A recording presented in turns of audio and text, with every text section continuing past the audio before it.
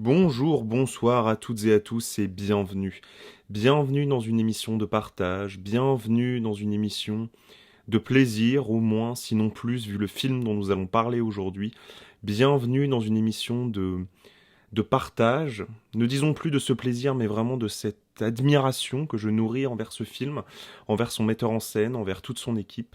Bienvenue dans d'Explorer, mesdames et messieurs, avec aujourd'hui une première que j'inaugure dans cette émission et aussi sur cette chaîne, parler d'un film qui m'a à ce point soufflé, et ce, avec un visionnage relativement récent.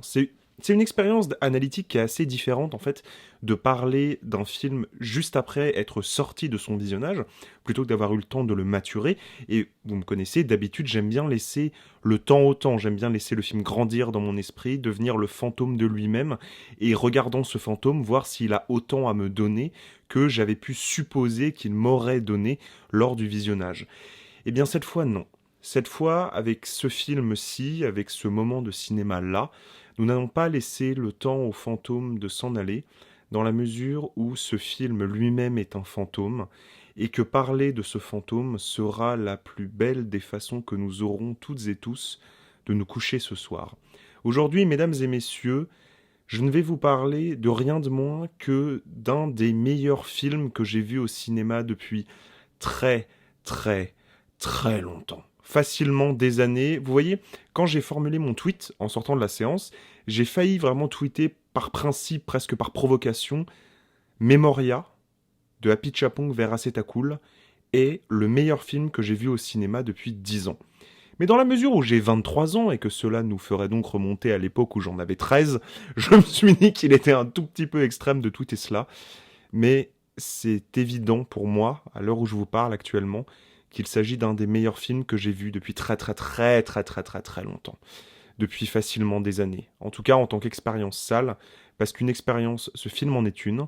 Je vais vous la décrire, je vais vous partager le regard analytique que j'ai nourri vis-à-vis de cette expérience et de comment est-ce que j'ai compris la marge de manœuvre du metteur en scène, les différentes techniques qu'il emploie pour nous faire nous plonger dans un certain état d'esprit et vivre une certaine expérience esthétique d'une certaine manière. Aujourd'hui, nous parlons d'un immense metteur en scène et d'un chef-d'œuvre du cinéma contemporain. Alors mesdames et messieurs, oui je viens d'employer le mot chef-d'œuvre de façon abusive, mais vous le savez, dans toutes mes émissions, lorsque je suis fan à ce point-là d'une œuvre, je parle par hyperbole, et Dieu des hyperboles qu'il y en aura pour parler de l'expérience que j'ai vécue. Mais avant, petite mise en contexte. Happy Chapong vers Acetakul, qui, on peut le remarquer, n'est finalement pas un nom si difficile que ça à prononcer, pour peu que l'on tente de s'y appliquer avec soin, est un metteur en scène, je disais, des plus particuliers. En effet, il est complètement unique dans le paysage du cinéma contemporain, en tout cas je trouve, et c'est pour ça d'ailleurs que les petites mentions des critiques des journaux qui se trouvent dans la bande-annonce de Memoria, pour une fois mesdames et messieurs, ne mentent pas sur la vérité de l'expérience que vous allez avoir à vivre, dans la mesure où oui, c'est une expérience unique dans le cinéma contemporain. Toute sa filmographie est une expérience unique dans le cinéma contemporain, et avant de vous parler de Memoria plus particulièrement, qui n'est finalement qu'une actualisation de son style et de ses thématiques qui font de lui pour le coup un véritable auteur, et c'est très intéressant d'ailleurs de voir en regardant Memoria à quel point est-ce que Happy Chapong, en vrai auteur, en vrai cinéaste, fait systématiquement le même film, qui parle de la même chose, mais toujours en y ajoutant un degré de mise en scène supplémentaire, ce qui fait de lui, selon moi, en tout cas c'est l'analyse que j'ai après avoir vu quelques films de sa filmographie, un metteur en scène en perpétuelle progression, vers une forme d'art parfait, en tout cas son art à lui, qui est un art que personnellement je qualifie, en tout cas c'est le mot qui m'est venu lorsque j'ai découvert le premier film que j'ai regardé de lui, à savoir Cemetery of Splendor, qui est un long métrage qui m'a scotché la gueule, et qui a fait naître en moi une périphrase pour essayer de nommer un petit peu son cinéma. Je le qualifie personnellement de méditation contemplative. C'est-à-dire que je fusionne la douceur, la tranquillité et le zen qu'il peut y avoir au cinéma asiatique, et je le rapproche d'une contemplation extrêmement poussée, extrêmement esthétique, que personnellement, en tout cas c'est l'impression que j'en ai, le cliché que j'en ai, lorsqu'on l'évoque, ce type de contemplation dans le cinéma contemporain, on va plus avoir tendance à penser à des metteurs en scène comme Terrence Malick par exemple, qui a fait de la contemplation le cœur de son cinéma, le cœur de sa démarche de metteur en scène. Eh bien, Apichatpong, lui aussi, se situe dans les versants de la contemplation cinématographique, mais d'une façon très différente. En effet, là où Terrence Malick, par exemple, est un metteur en scène bien plus lyrique, c'est-à-dire que c'est quelqu'un où la voix off est extrêmement importante, où les mouvements de caméra sont très présents, où il y a une volonté de filmer la lumière, de filmer des choses en tant qu'elles sont belles, c'est-à-dire de filmer des beaux paysages, des beaux décors, des beaux visages, des beaux corps, une belle lumière, des belles couleurs, etc. Enfin bref, on se croirait un peu dans une pub Chanel, en fonction des films, s'ils ont plus ou moins réussi d'un point de vue scénaristique de la filmographie de Terrence Malick. Apichatpong, lui, est dans une contemplation bien plus introspective. Et c'est pour ça que je la qualifie de méditative, parce que on est très loin du lyrisme, on est très loin de la poésie, on est dans le statique, on est dans le silence, on est dans la méditation. Et je vais énormément insister sur cet aspect méditatif pour qualifier son cinéma, dans la mesure où la méditation est une activité que personnellement je pratique. Voilà, donc voilà, vous savez tout sur moi. Encore une nouvelle confession dans une émission de D'Explorer, cette fois-ci enregistrée plus tard qu'habituellement et qui sortira plus tard qu'habituellement.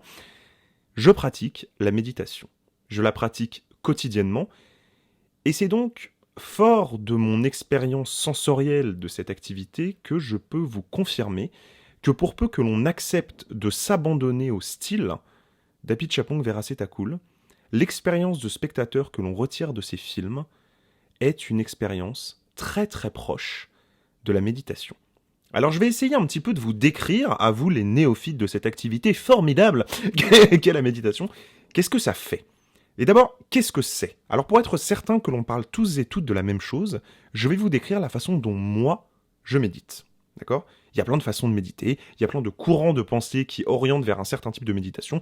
Moi, c'est ma façon à moi de méditer, et ça va me provoquer ce genre d'effet, et je vais partir de là pour essayer de comprendre la mise en scène de Weerasethakul. Pour méditer, première chose que je fais, je m'allonge. Je m'allonge et je plaque mes paumes sur le sol, ou en tout cas sur la surface sur laquelle je suis allongé. Ça peut être un lit, ça peut être le sol, ça peut être une serviette, ça peut être de l'herbe, peu importe. Je m'allonge, je m'assure d'être bien droit, allongé, c'est-à-dire sans jambes tordues, vous voyez, sans une épaule qui est trop relevée par rapport à l'autre, bref, d'être parfaitement allongé. Je ferme les yeux. Et puis là, j'inspire par le nez, des longues inspirations, et j'expire par la bouche, de longues expirations. Et c'est tout. C'est tout, du moins en surface. Parce qu'évidemment, le principe de la méditation, c'est pas simplement de faire ça 30 secondes, c'est de faire ça 5, 10, 15 minutes, 1 heure, 2 heures, en fonction de savoir si vous avez choisi d'y dédier votre vie, comme par exemple les moines bouddhistes. Moi, personnellement, je pratique entre 10 minutes et un quart d'heure par jour. Ce qui veut dire que, pendant 10 minutes, un quart d'heure, vous ne faites rien. Vous ne bougez pas. Et l'exercice implique de ne pas bouger du tout. Et vous avez un cycle de respiration. Vous inspirez par le nez, vous expirez par la bouche, vous avez les yeux fermés. Et c'est tout. C'est tout physiquement. Parce que mentalement, il s'en passe des choses quand vous méditez. Évidemment, le cerveau ne s'arrête pas, tout simplement parce que vos muscles ont choisi de s'arrêter. Et donc, vous vous mettez à penser à des choses. Vous vous mettez à avoir des images, à avoir l'esprit qui divague. Et l'objectif de la méditation, c'est non seulement de poursuivre le cycle de respiration et de ne pas bouger du tout, mais surtout, l'objectif est d'identifier le fait que vous êtes en train de penser à autre chose et de revenir au fait que vous êtes en train de méditer. C'est-à-dire que la méditation est davantage un exercice de reconcentration qu'un exercice de concentration suite à vos pensées qui vont un petit peu dans tous les sens, ce qui est normal puisque vous ne faites rien. Et donc, au fur et à mesure de la séance, vous allez partir plus ou moins loin dans vos pensées, en fonction de votre état d'esprit, de votre état de fatigue, d'énervement, etc. Et l'objectif, c'est toujours de « non, là je suis en train de penser à ça, je reviens, je me recentre, là je suis en train de méditer, cette pensée, elle existe, on y pensera après. » Et au fur et à mesure que la séance avance, lorsque vous méditez, vous vous mettez à entrer dans un état très très particulier qui est assez proche d'une sorte de transe consciente. Ce que je veux dire par là, c'est que physiquement, et pour le coup c'est quelque chose dont je peux témoigner auprès de vous, puisque je l'ai véritablement vécu, donc je peux vraiment vous en parler, physiquement, il se passe quelque chose. Lorsque vous méditez, et vous avez l'impression d'être endormi, puisque votre corps, dans la mesure où vous êtes totalement immobile, arrête d'envoyer des signaux aux muscles, puisque votre corps dit « vous dormez », mais votre esprit, lui, ne dort pas et ne doit pas dormir. Ce qui est d'ailleurs intéressant comme exercice de méditation, je vous le conseille si jamais vous avez envie de vous y livrer, de méditer au moment où vous allez vous endormir et de résister au fait de dormir, tout en faisant en sorte que le corps, lui, soit dans une position de sommeil. Et à ce moment-là, cet entre-deux entre le sommeil et l'éveil, entre l'immobilisme et l'hyper-agitation de l'esprit que l'on entend calmer, à ce moment précis, a lieu l'état méditatif, qui est un état, pour celles et ceux d'entre vous qui ont déjà été hypnotisés par exemple, qui est relativement proche. C'est-à-dire que vous êtes conscient, et en même temps vous n'êtes pas conscient. Vous êtes là, et en même temps vous êtes ailleurs. Vous êtes en vous-même, et en même temps vous êtes à l'extérieur de vous-même.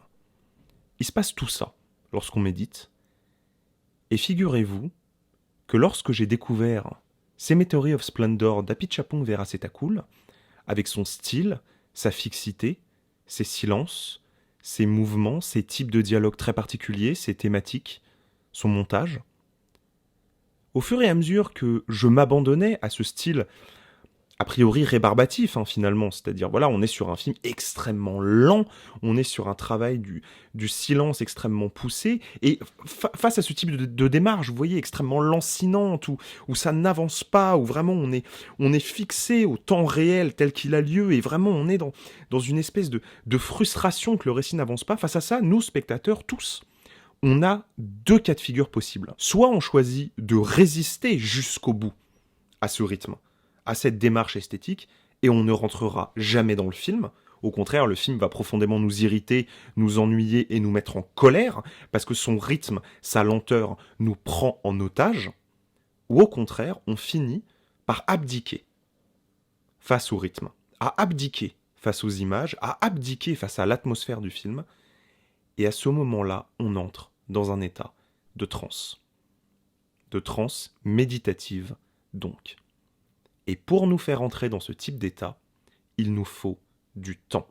C'est pour ça que, par exemple, lorsque vous méditez, vous n'arrivez jamais à ce stade méditatif que j'évoquais immédiatement. Je veux dire, dès les premières minutes. Non, il faut du temps pour arriver à ce moment-là. Il faut du temps pour que le cerveau comprenne, pour que le cerveau se mette en condition, pour que le corps se mette en condition. Apichatpong Weerasethakul, à travers ses thématiques qui lui sont propres, l'irruption du fantastique dans le quotidien, la façon de capter une certaine beauté, une certaine vision du monde basée sur le rapport homme-nature, et une nature en tant qu'elle est mystifiée, avec un appel aux mythes ancestraux, aux dieux, aux créatures. Weerasethakul veut nous plonger dans cet état-là. Et pour ça, il a besoin de temps. Et pour ça, il a besoin de son. Et pour ça, il a besoin de ralentir le rythme. Lorsque je regardais Memoria, que, pour le résumer si ça vous intéresse, mais enfin vraiment pour le coup l'histoire n'a absolument aucun intérêt particulier dans l'expérience cinématographique qui a lieu, c'est l'histoire d'une cultivatrice d'orchidées qui va en Colombie parce que sa sœur est malade, et elle se met en fait à entendre un son, qui est une espèce de boom, comme ça, qui la réveille en pleine nuit, et il y a des petits événements un peu étranges qui commencent à se manifester dans son environnement, par exemple les alarmes des voitures qui se déclenchent tout en même temps en pleine nuit, par exemple le système électrique de la ville qui dysfonctionne, elle se met à entendre d'autres types de bruits, elle se met à se demander si des personnes qu'elle a croisées, elle les a réellement croisées, etc., etc. Bref, elle erre dans une perception de la réalité qui n'est plus tellement la réalité et qui commence à entrer dans une zone floue, dans les limbes entre le rêve et le monde réel. Ce qui est exactement le genre d'endroit où nous entrons lorsque nous méditons. Alors pourquoi est-ce qu'au début de cet épisode, en parlant de Memoria, je disais que Weerasethakul avait extrapolé ses artifices de mise en scène et qu'il faisait toujours le même film, qu'il était en progression permanente et que donc chaque film était une actualisation du précédent et que donc chaque film, le nouveau film, était le meilleur de cet auteur. Eh bien parce qu'avec Memoria, contrairement par exemple à Cemetery of Splendor, qui est son dernier film, il n'est pas simplement resté sur les silences, sur la lenteur, sur les thématiques et l'imaginaire propices à entrer dans une certaine rêverie, comme je l'évoquais, avec une façon de constater la nature en tant qu'elle est mystérieuse, presque divine, avec des créatures à l'intérieur, etc. Et rien que si vous regardez la bande-annonce de Memoria, par exemple, vous avez immédiatement des tas de références au fait que c'est un son qui vient des entrailles de la Terre, et quand elle vous dit ça en voix off, Tilda Swinton, vous avez des images de la jungle, etc., filmées en plan fixe, avec de la brume. Je veux dire, voilà, vous comprenez très bien dans quel type d'imaginaire est-ce que ça a lieu. Mais avec Memoria, il fait quelque chose qu'il n'avait pas fait jusqu'à présent, ou en tout cas pas poussé aussi loin. C'est le travail sur le son. Et c'est là, avec ce film-là, que je me suis dit que j'étais face à un immense génie. Le son au cinéma, c'est une grande histoire d'amour et en même temps une histoire de guéguerre incessante, vous savez, parce que y a toutes ces théories, tous ces courants de pensée qui nous disent que le vrai cinéma, c'est le cinéma muet, dans le sens où la mise en scène, la pure, je veux dire la grammaire du cinéma, c'est du show don't tell, montre, ne dit pas, et que donc le film ultime, par conséquent, est muet, puisque c'est le film qui n'a pas besoin du son pour exister. Eh bien, Apichatpong, lui, il te défonce cette théorie avec Memoria, dans la mesure où ce film est davantage, bien plus, un film qui s'écoute qu'un film qui se regarde. D'abord, avec l'excuse scénaristique très simple du fait que Tilda Swinton, ce qui nous lance dans l'histoire, c'est ce bruit qu'elle entend et qu'elle est la seule à entendre. Il y aura une explication sur pourquoi est-ce qu'elle entend ce bruit à la fin du film, si vous vous posez la question. Et à travers ça, cette obsession qu'elle nourrit pour ce bruit, on va être introduit scénaristiquement à toute une mise en questionnement du rapport sonore que l'homme a au monde. Tous ces petits bruits qu'on n'entend pas habituellement et qui pourtant façonnent notre perception de la réalité. Et là où c'est passionnant, c'est que Apichatpong, visuellement, fait tout comme d'habitude. Ça veut dire quoi ? Ça veut dire que, par exemple, si vous n'avez vraiment aucune idée de qu'est-ce que c'est que son cinéma, pour filmer une scène de conversation de 2 personnes qui dure 15 minutes, eh ben, il fait un plan fixe de 15 minutes. Pourquoi ? Parce que le mouvement ne l'intéresse pas. Parce que le mouvement est une distraction. Le mouvement de la caméra, bien sûr, mais aussi le mouvement des comédiens. C'est très très rare, et d'ailleurs, dans ce film-là, pour tout vous dire, il n'y a qu'une seule séquence où vraiment les personnages sont en mouvement, et d'un seul coup, il y a une tension, tu vois, genre d'un seul coup, ça te réveille, tu te dis, oh putain, la caméra, elle bouge, les personnages, ils sont en train de marcher dans un entrepôt, qu'est-ce qui se passe, tu vois ? Non, c'est... Tout son film est construit sur la fixité, est construit sur le fait que on ne remarque pas le mouvement, et que donc on n'active pas nos outils perceptifs. Ça veut dire quoi ? Ça veut dire que il y a des mouvements, évidemment, dans Memoria. Mais un personnage qui marche dans la rue ne nous demande pas, vous voyez, en tant que spectateur, de porter soudainement une attention particulière au film parce que un personnage marche dans la rue. C'est un mouvement banal, commun, et on le remarque même pas. Par contre, si le personnage sort un flingue, ça c'est un mouvement qu'on va remarquer. Par exemple, vous voyez, qui va susciter une attention. Le personnage qui marche dans la rue, bon. Et en fait, à travers tout un processus d'effacement du mouvement, d'effacement des artifices, l'image devient finalement, dans Memoria, assez peu évocatrice en fait. Ce sont des images qui sont belles, qui sont bien cadrées, mais qui ne recèlent pas d'informations qui viendraient susciter une attention du spectateur.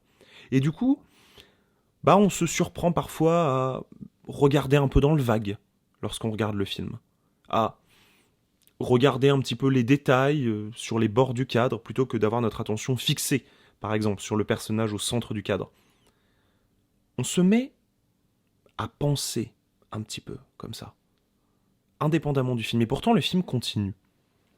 Et on se met à être bercé par son rythme, par sa monotonie, par sa lenteur, comme ça, très travaillée, très exacerbée. Et puis, nous avons ces sons. Ces sons qui deviennent obsédants.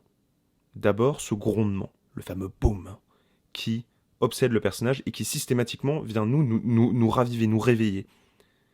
Mais il y a également tous les autres sons. Les sons de la vie, les sons de la jungle, les sons de l'eau. Il y a une scène hallucinante de méditation contemplative où les personnages sont au bord d'un ruisseau. La scène doit durer 15 minutes. Et vraiment, à ce moment-là, j'ai vécu une expérience méditative avec le bruit de l'eau qui coule. Vous voyez, le truc cliché du zen, etc. Sauf que quand t'entends un bruit d'eau qui coule pendant 15 minutes, que t'es dans une pénombre, que t'es bien assis dans ton fauteuil, et que tu regardes des jolies images, ça a l'air con, ça a l'air bête. Mais tu t'oublies. Tu t'oublies parce que Apichatpong Weerasethakul cherche à créer cet oubli. C'est pour ça qu'il éclipse le mouvement.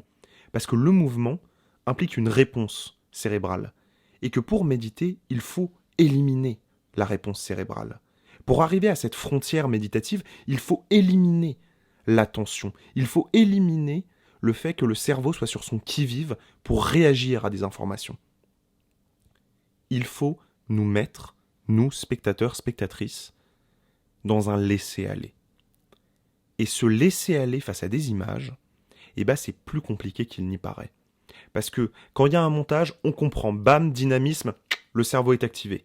Quand il y a un acteur filmé d'une façon un peu sexy, bam, dynamisme, tac, cerveau, corps attrayant, boum, ça active un truc. Tu vois. Jamais un film ne cherche à nous laisser tranquilles. Ce qui est normal, bien sûr, je veux dire, c'est le principe même de l'art, de chercher à créer une évocation dans l'esprit de celui qui le contemple. Mais c'est tout l'inverse que cherche à faire Weerasethakul.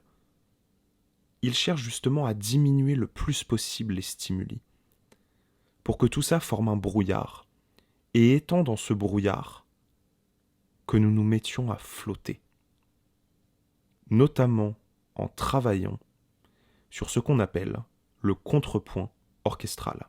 Alors le contrepoint orchestral, c'est une théorie de l'usage du son au cinéma qui a été théorisée par Eisenstein, Sergei Eisenstein, le cinéaste du RSS, qui consiste en fait très simplement à dire que mettre un son sur quelque chose qui n'est pas à l'image, mais que l'on entendrait hors champ, va de facto créer dans l'univers du film l'existence de cette chose.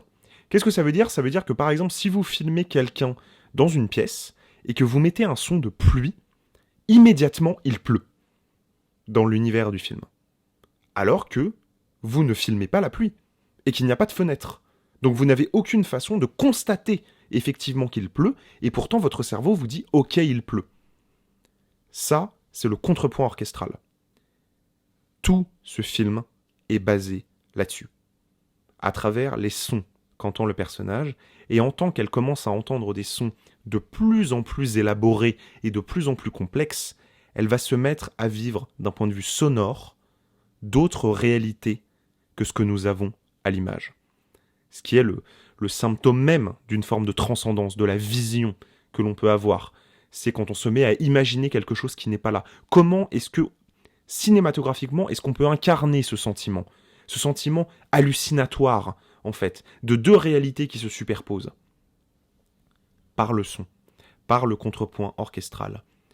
Et que citer sinon la fin du film, qui est entièrement basée sur le personnage qui vit de multiples réalités, de multiples personnages, dans de multiples endroits du monde, uniquement par le son.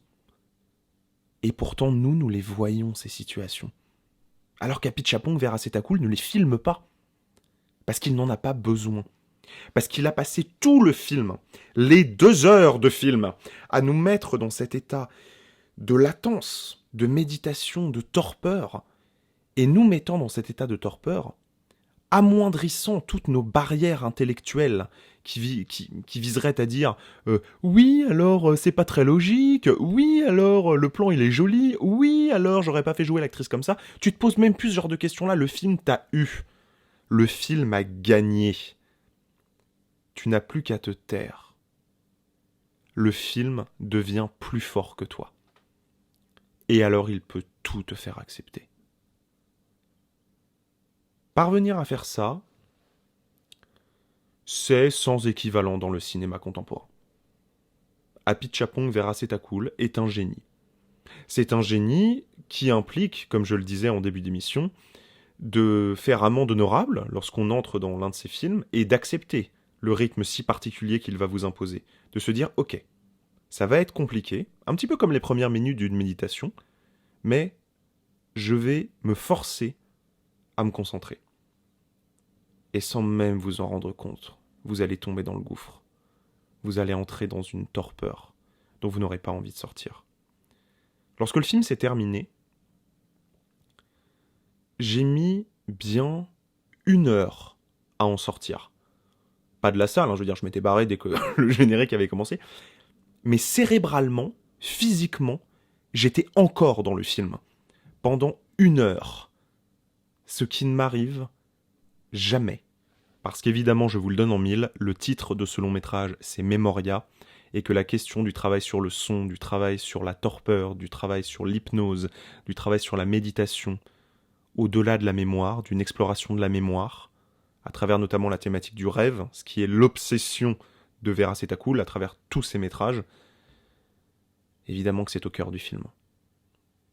Et c'est donc en cela, pour toutes ces raisons-là, que Memoria a été l'expérience de cinéma la plus intense que j'ai vécue depuis très longtemps en salle, que je vous invite toutes et tous à vous abandonner à ce que Vera Setacool a à vous proposer, et que j'espère vous avoir convaincu de vous y risquer. Merci de m'avoir écouté. Je salue les distributeurs français d'avoir eu le courage de sortir un film aussi peu aimable et qui exige autant d'abnégation de la part du spectateur. C'est pas facile. Merci pour le risque que vous avez pris. Je vous le rends de la manière dont je peux en essayant de convaincre tout le monde que je peux à aller découvrir ce film. C'est immense, c'est génial, c'est compliqué. Il faut accepter d'entrer dans ce type d'état, mais lorsque vous y parviendrez, vous en ressortirez complètement... Vous savez quoi ? Je vous laisse la surprise de comment vous en ressortirez. Merci à toutes et à tous d'avoir écouté cette émission. Je vous dis à très vite pour un prochain épisode. N'hésitez pas à me soutenir sur mon compte Patreon si vous en avez les moyens, à aimer cette émission, à la partager pour la faire vivre, à me suivre sur les réseaux sociaux, bref, vous connaissez la chanson. Je vous dis à lundi prochain. Salut tout le monde.